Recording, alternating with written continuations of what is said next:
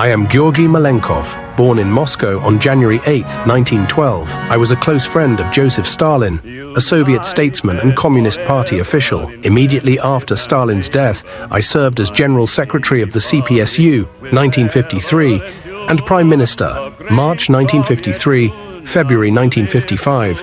I joined the Red Army in 1919, became a member of the Russian Communist Party, Bolsheviks, in 1920, and participated in all the major purges in the party in the late 1930s.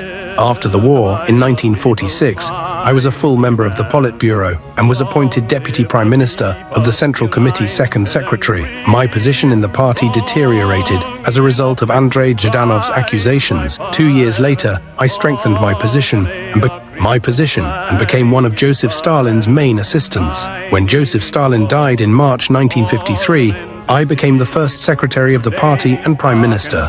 During this period, I became the leader of the Soviet Union, and about 6 months later, I was forced to hand over the first secretary position to Nikita Khrushchev.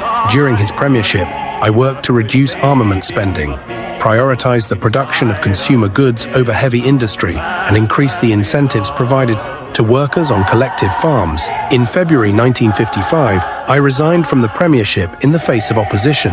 When the attempt to overthrow Khrushchev failed, I was removed from the Presidium and the Central Committee in 1957. I was then appointed director of a hydroelectric power station in the Kazakh SSR and began writing memoirs after retiring in 1963. I was expelled from the party in 1964 and died in Moscow on January 14, 1988.